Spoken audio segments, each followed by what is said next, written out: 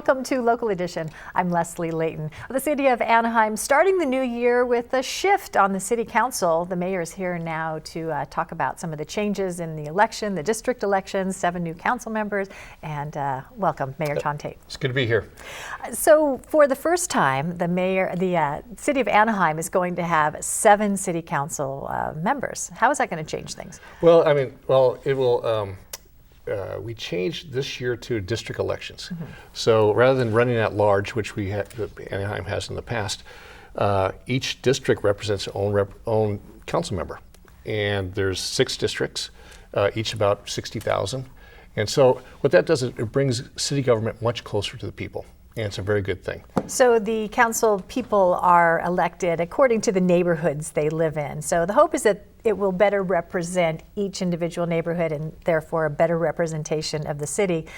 Given that, what kinds of changes do you see in the issues that you'll be discussing and the way they'll be handled? Well, you mentioned that there's been a shift, and there has been a shift, and I like the shift. And it's gone towards really more of a where I now have really kind of a working majority on the city council that we can move it towards the neighborhoods. And district elections does that.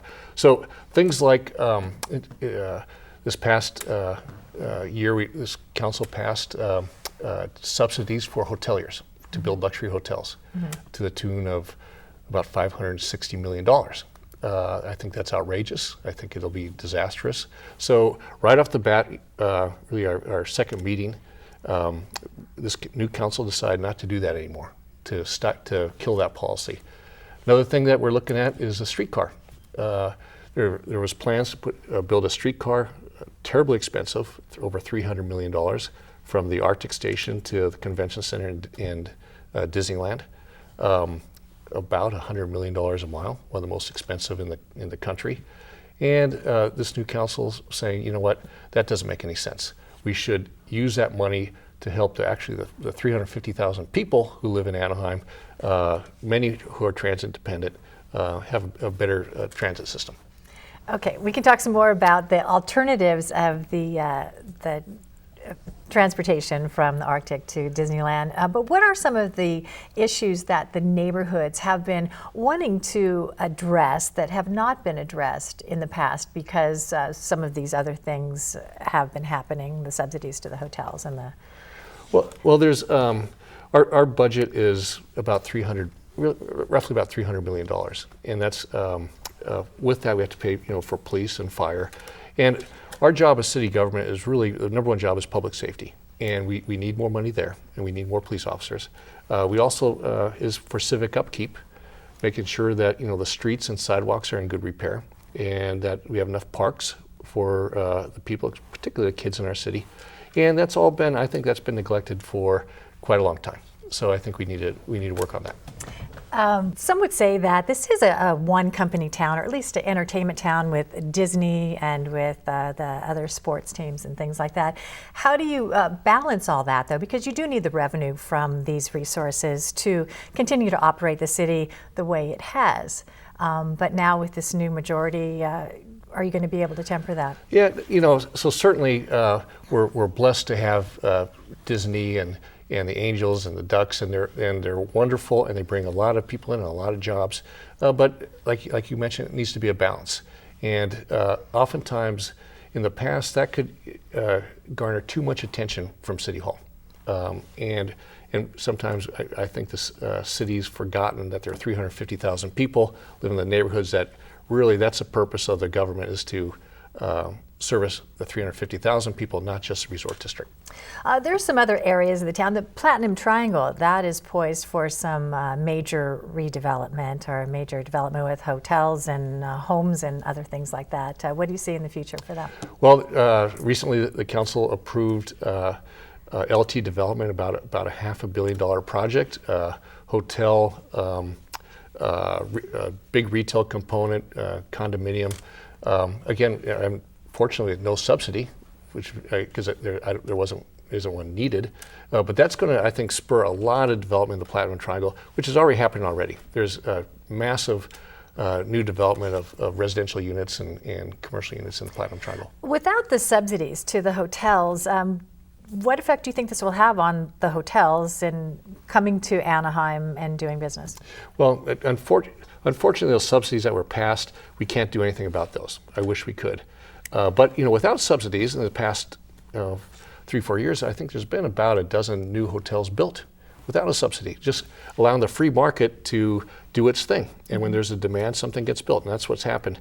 When the government comes in and subsidizes, picks one hotelier, one developer, and says, hey, we're going to give you $300 million to build a couple of hotels, or in Disney's case, $260 million, I think it distorts the market and actually hurts future development. So the policy itself was very, I think, very bad, and that's why we're not going to do that anymore. So you're saying no to the streetcar. Yeah. What alternatives are on the horizon? Because you said you need to serve the community still in terms of transportation and hopefully some kind of link between Arctic and Disney, because that is part of the city too. So what are you looking at? Well, right now there is a link, and there's a shuttle that will pick you up from the train station, take you there, and it just doesn't have many riders at all. I mean, less than 100 a day. So you wouldn't build a streetcar to service such a small number of people. You could do it with shuttles, you could do it with buses.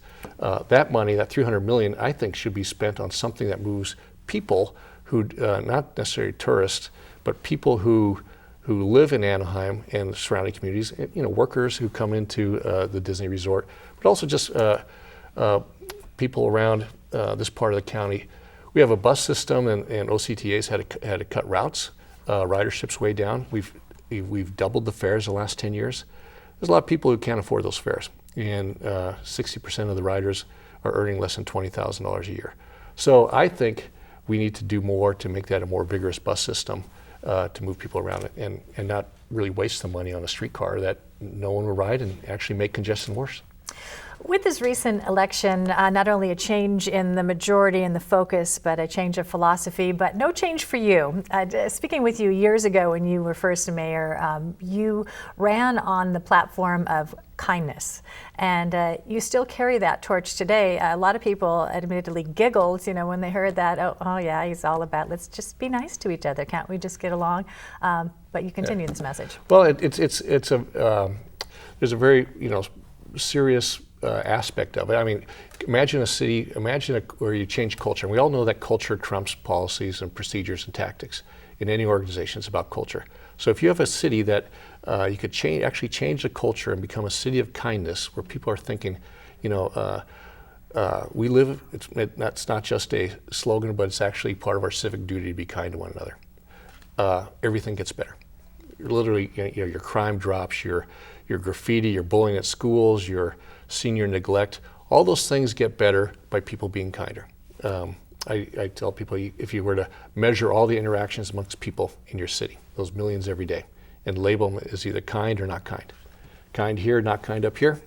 Now your culture's changed. City of kindness, the chance of doing something kind's a little greater.